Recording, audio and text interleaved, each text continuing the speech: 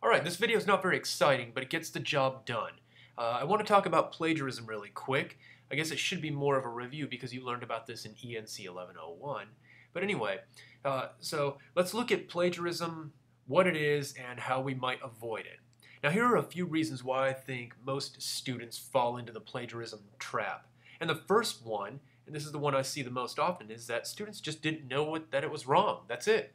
You know, if you've maybe been out of school for a long time, and you maybe missed when your high school teacher talked about plagiarism, or if you've maybe just transferred here from a different culture, you're not quite sure what plagiarism is. And so you'll be doing some research and you'll find something that somebody else wrote and it just sounds perfect and it makes perfect sense.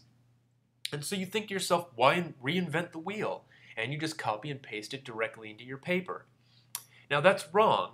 And the reason for that is because when a reader is reading over your paper, he or she will assume everything in that paper is your own unless you acknowledge that you borrowed it.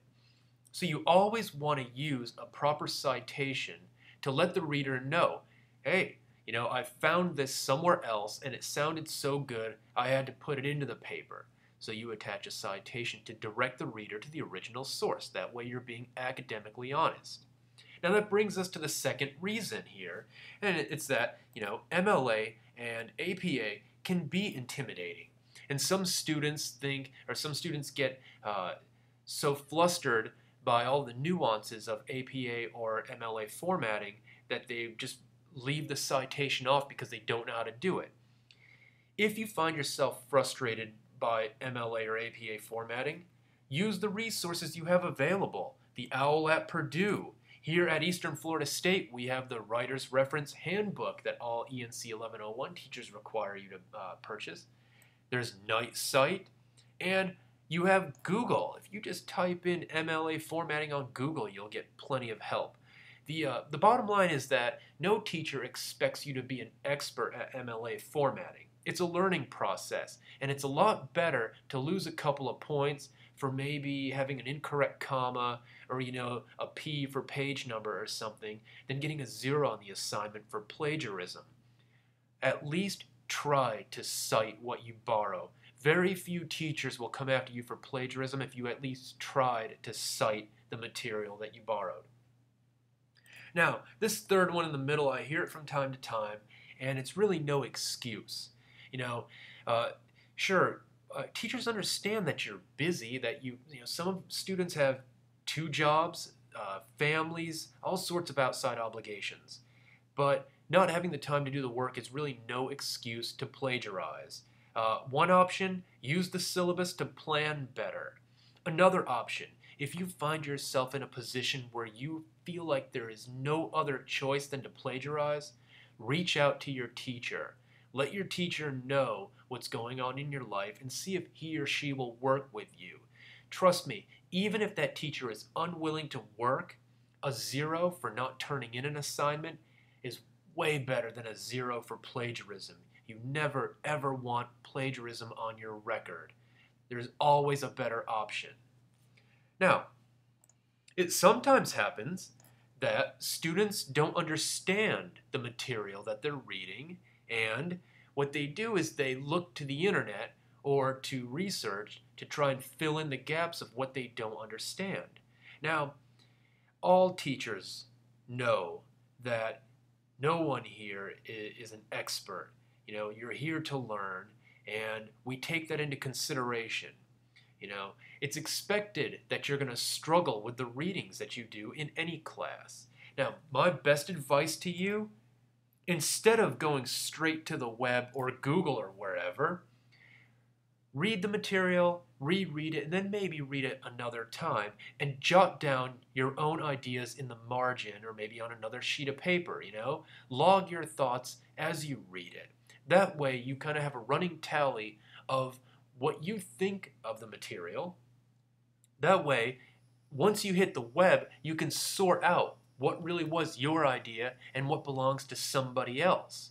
All right, so, not understanding is totally understandable, but at least try to understand the material. Try to take some of your own notes and develop your own thoughts before you just go and grab other people's. And that sort of builds into the last one here.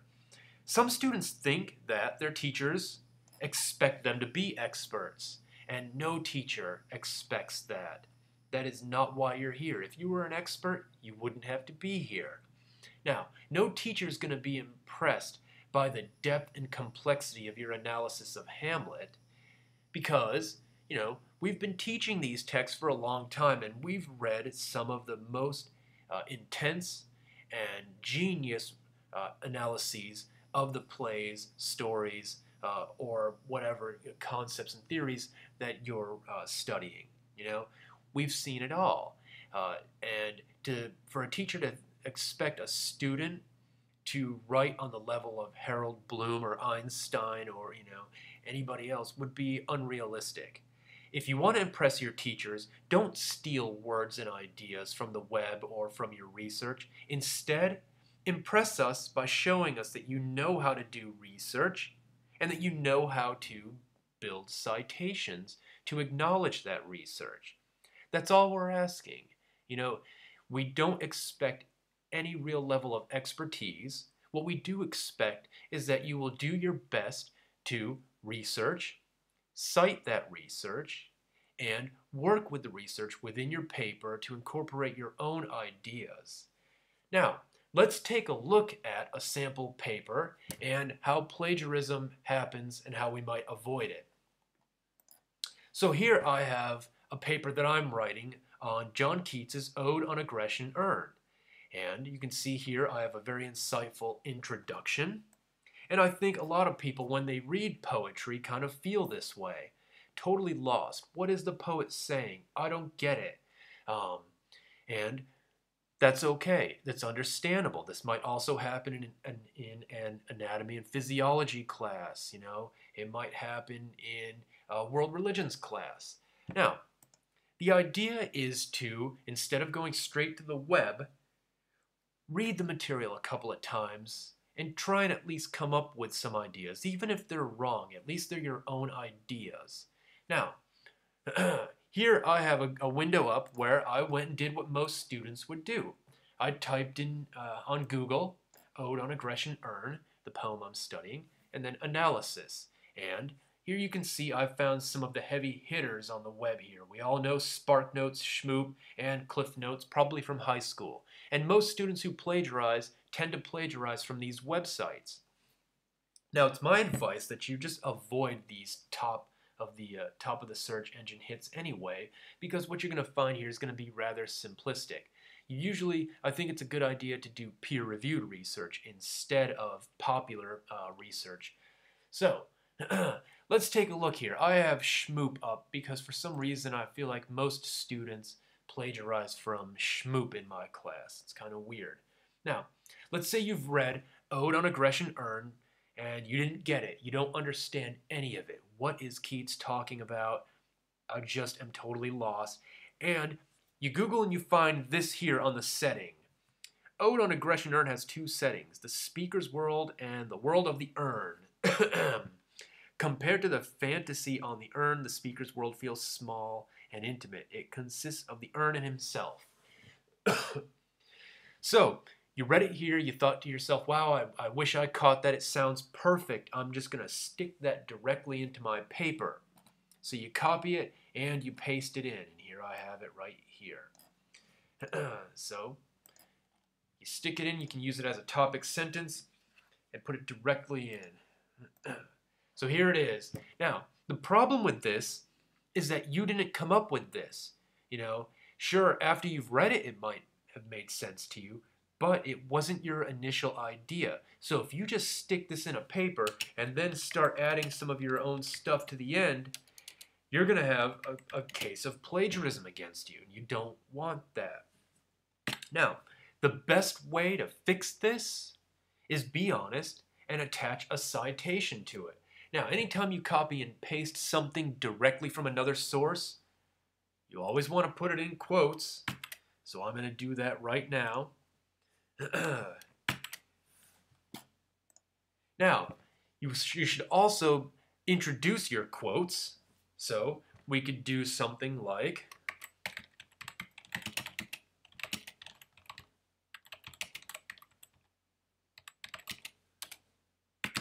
So here we go. According to one internet resource, Ode on Aggression Earn has two settings, the speaker's world and the world of the Earn. Compared to the fantasy on the Earn, the speaker's world feels small and intimate. It consists of the Earn and himself. And then, notice, we have to acknowledge this internet resource. So we would stick a citation on the end.